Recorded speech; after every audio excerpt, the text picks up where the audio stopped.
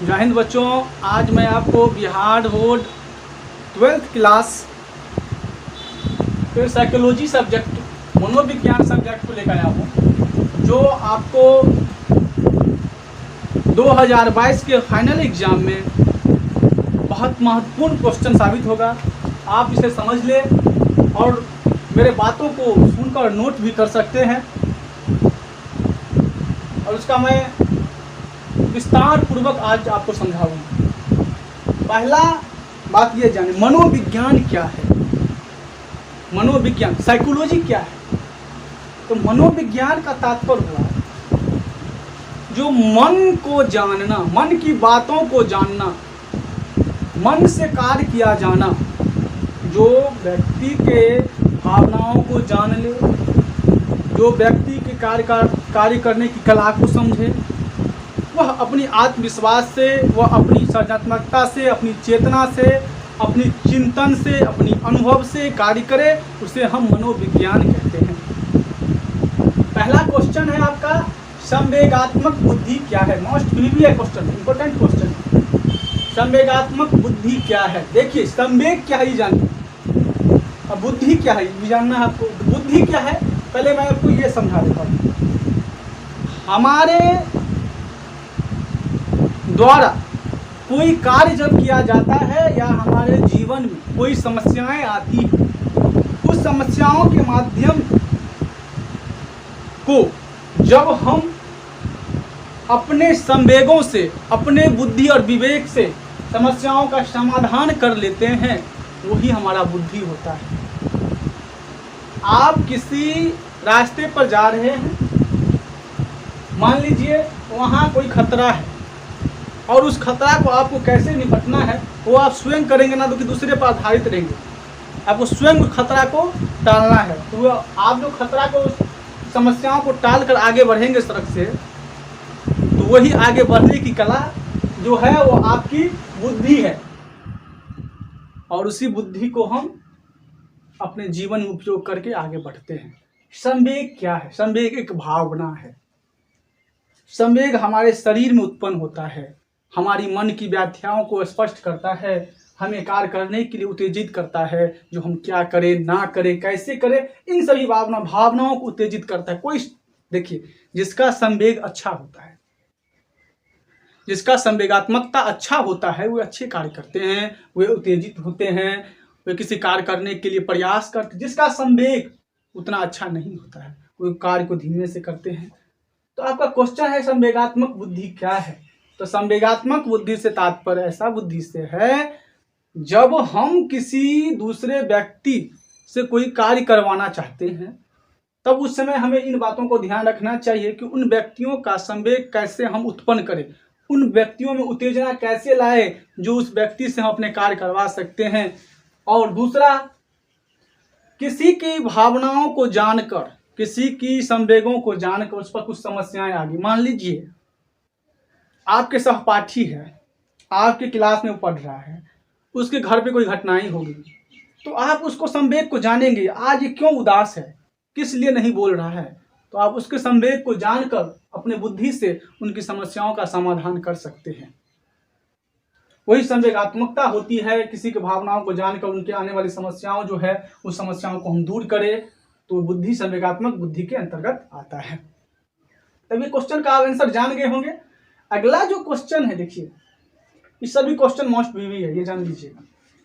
परामर्शदाता की किन्हीं दो विशेषताओं का वर्णन करें। क्वेश्चन आप देखिएगा, आपका जो क्वेश्चन है, परामर्शदाता की किन्हीं दो विशेषताओं का वर्णन करें। परामर्शदाता कौन होता है, पहले ये आपको जानना होगा। परामर्शदाता वह होता है जिसके पास हम जाते हैं, जिसके पास हम जाते हैं कहीं कुछ लाने के लिए, कुछ समझने के लिए, कुछ जानने के लिए, तो हम कभी परामर्श लेते हैं, उससे नहीं लेते हैं। डॉक्टर के पास हम जाते हैं, जब डॉक्टर के पास हम जाते हैं, सर जी हमको बुखार लगा हुआ है, अभी कोरोना वायरस में बोलेगा, सर जी हमको बुखार लगा हुआ है, डॉक्टर साहब हमको सर्दी है, ये है वो है, क्या हमको कोरोना का लक्षण है, ये जानता है, कभी डॉक्टर के पास जाएगा परामर्श लेने के लिए। तो डॉक्टर साहब बोलेंगे अभी जांच करा लीजिए, तब उसको पता चलेगा। तो परामर्शदाता कौन परामर्श दिए? परामर्श लेने के लिए हम गए, और परामर्श कौन दिए? डॉक्टर से। तो परामर्शदाता हो गए हम। शिक्षक के पास जो आप छात्र छात्राएं आते हैं अपनी समस्याओं को लेकर, अभी कोरोना काल में ऑनलाइन माध्यम से जो भी क्लास चल रहा है, आपकी जो समस्याएं आप हमारे कमेंट बॉक्स में लिख देंगे, मनोविज्ञान संबंधी सर के क्वेश्चन को बता दीजिए आंसर, तो हम आपको बता देंगे। तो उसी तरह से आप टीचर के पास जाते हैं कुछ सीखने के लिए, सर इसे बता दीजिए, कैसे परामर्श लेते हैं। तो इसी तरह से परामर्शदाता जो परामर्श देते हैं वो परामर्शदाता होते हैं। तो परामर्शदाता की किन्हीं दो विशेषताओं का वर्णन करें। देखिए, आप डॉक्टर के पास जाएंगे तो डॉक्टर को जब ज्ञान रहेगा डॉक्टरी का, तब ना आपको इलाज करेगा या आपको परामर्श देगा। अब जो ज्ञान ही नहीं रहेगा तो परामर्श आपको कहाँ से दे पाएगा? इसी तरह से परामर्शदाता के पास पहले उसको ज्ञान होना चाहिए। पहला जो है, परामर्शदाता को परामर्श देने संबंधी प्रशिक्षण का प्राप्त होना चाहिए और उनके नियमों का ज्ञान होना चाहिए। ये पहला हो गया।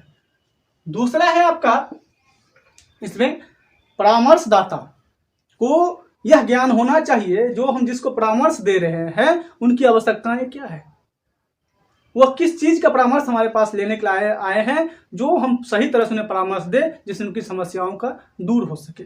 मान लीजिए आप कोई छात्र मेरे पास आए गणित का सवाल लेकर, जो सर हमको गणित का समस्या है, ये ऐसे कैसे बनेगा, ये हमको बता दीजिए। हम उसको इतिहास पढ़ाने लगे, ये तो नहीं होगा।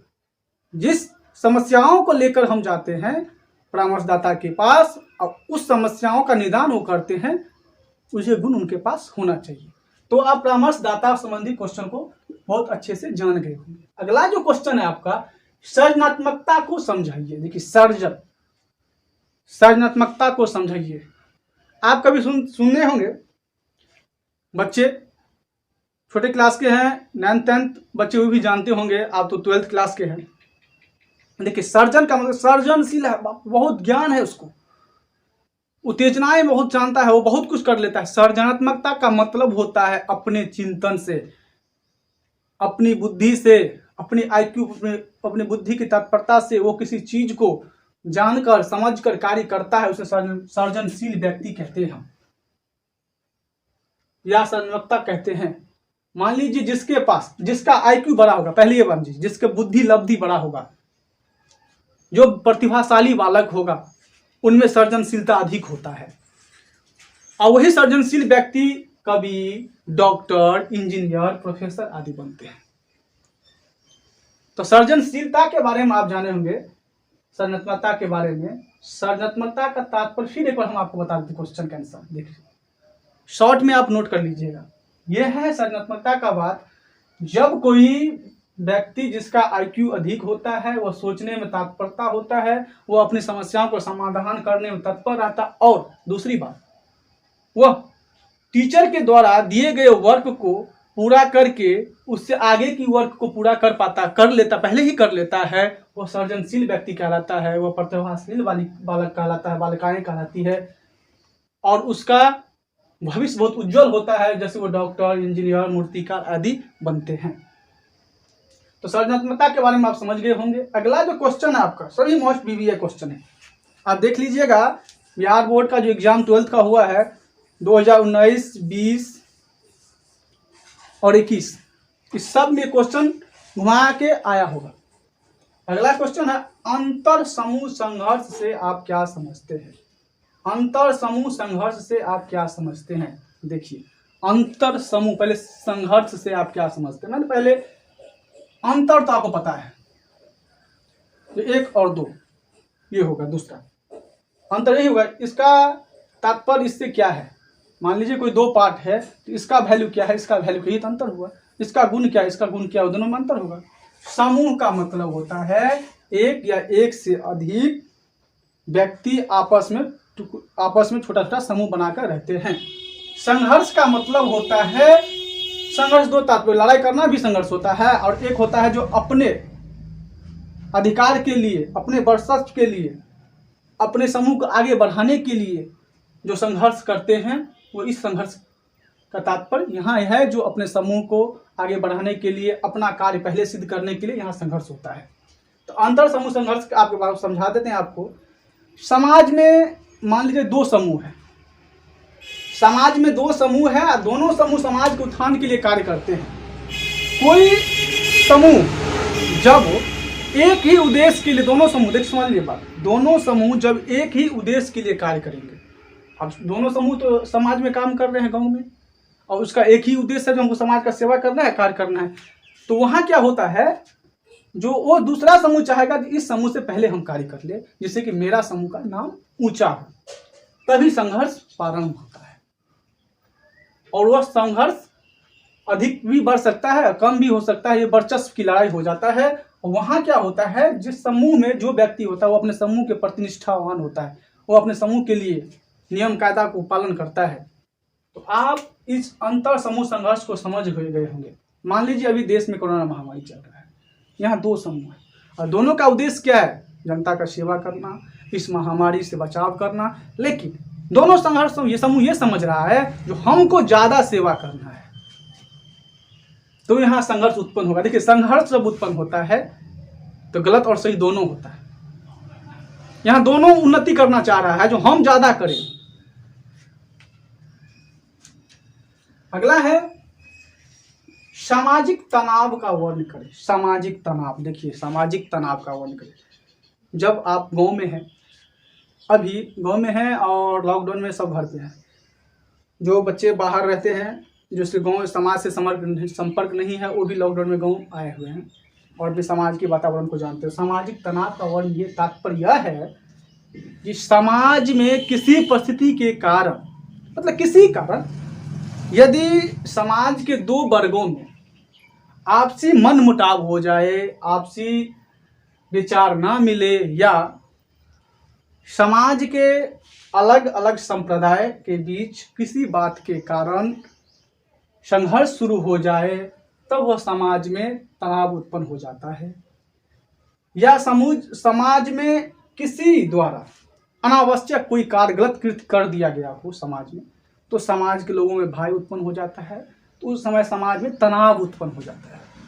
तो आप सामाजिक तनाव के बारे में समझ गए होंगे। समाज में किसी तरह का वाद विवाद हुआ हो, चाहे जाति के लिए या किसी कार्य के लिए, या किसी व्यक्ति के द्वारा, किसी बच्चे के द्वारा गलत कृत्य कर दिया गया हो, तब सामाजिक तनाव उत्पन्न हो जाता है। मान लीजिए दो बच्चा है, दोनों अलग अलग बिरादरी के हैं, दोनों में झगड़ा हो गया, और वो झगड़ा क्या हुआ ना, बड़े तक बढ़ गया, बड़े लोगों में भी हो गया, तो क्या हुआ, तो समाज में तनाव उत्पन्न हो गया। देखिए, इस क्वेश्चन बहुत शॉर्ट है, आपको ज़्यादा नहीं लिखना है, लघुत्तरी प्रश्न में ज़्यादा नहीं लिखना पड़ता है।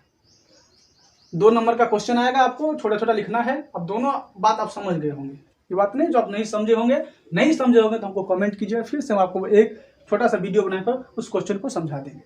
अगला क्वेश्चन आपका दमन। दमन पर टिप्पणी, संक्षिप्त टिप्पणी लिखे। दमन पर संक्षिप्त टिप्पणी लिखे। दमन का मतलब क्या होता है? दमन का मतलब यह होता है, जो आप अभी घर पे हैं, घर पे रह के पढ़ रहे हैं, सभी कोचिंग संस्थाएं बंद हैं, मेरा भी 2 ब्रांच है, दोनों ब्रांच भी बंद है। जिस दिन से बिहार सरकार ने लॉकडाउन लगाया है, उस दिन से मेरे दोनों ब्रांच बंद है, और बच्चे को मैं ऑनलाइन माध्यम से आपको भी पढ़ा रहा हूँ, अपने कोचिंग संस्थान के बच्चों को भी पढ़ा रहा हूँ। दमन का मतलब होता है, जो अभी बात आपको बोले घर पे रहते हैं, तो किसी कारणवश मान लीजिए माता जी को ये बात पसंद नहीं है, जो ना तुम ये काम नहीं करेगा, आपको पसंद है, ठीक है, आपको दबाता है, नहीं आप ये काम नहीं कर सकते हैं, ये काम करना तुमको जरूरत नहीं है, तुम ये काम नहीं कर सकते, तो आपको दबाव होगा, आपको दमन होगा। आप पर गार्जियन पूरी तरह से सतर्क है, आपको हर चीज बात में आपको दबा के रखता है, तो आप दमन महसूस होगा, नहीं हमको दबा रहा है। लेकिन देखिए, कहीं कहीं सही भी होता है, जब गार्जियन आपको कुछ बोलता है तो बात सही है, जो किस लिए बोले हैं ये आपको सोचना पड़ेगा। ये तो आपका पारिवारिक दमन हो गया, जो परिवार में दमन, इसको गलत मत लीजिएगा। देखिए, दमन 2 तरह का होता है। एक होता है जो जबरदस्ती कोई काम करवाना, एक होता है जो दबाव डालकर सही रास्ते पर ले जाना। तो दमन समाज में मान लीजिए 2 व्यक्ति है, 15 व्यक्ति है, 50 व्यक्ति है, तो उन्होंने कहा श्राद्ध का भोज होता है, जब कोई मर जाते हैं तो श्राद्ध का भोज। बेचारा बहुत गरीब था, सब भोज करता था, 100-150 परिवार गांव में था, सब भोज करता था, बेचारा बहुत गरीब था। तो बोला रे, अपने ठेस भाषा में बोलता, रे तुमको तो भोज करना पड़ेगा। नहीं करेगा, जमीन बेचो, लेकिन तुमको करना पड़ेगा। तो दबाव दिया, दमन। ये दमनकारी लोग ने उनको दबाव दिया, उसको जबरदस्ती करवाया, बेचारा को उसे देखकर करना पड़ा। एक तो दमन बात समझ गए होंगे आप। अब अगला है एक समूह है। देखिए साइकोलॉजी के सब्जेक्ट में बहुत सारे बातों को लेकर चलना पड़ता है। अब एक समूह है, अब समूह में कोई व्यक्ति 12-13 आदमी है, मान ली 50 आदमी है, तो वहाँ 2-4 व्यक्ति ऐसा जो कोई कार्य नहीं करना चाहता है, लेकिन समूह के लोग बोलते नहीं ये तुमको करना पड़ेगा, उनको दबाव डालता है उन पर, तो वह उनको काम ये करना पड़ता है। उसी को हम दमन कहते हैं। जो काम हमको करने का इच्छा नहीं है लेकिन हमको कराया जाता है, उसे हम दमन कहते हैं। तो आज का क्लास आपको अच्छा लगा हो तो आप चैनल को सब्सक्राइब, लाइक और शेयर जरूर कीजिएगा, जिससे कि घर में बैठे हुए बच्चे को अच्छे से तैयारी हो सके और वो अधिक से अधिक प्रिपरेशन कर सके, पढ़ सके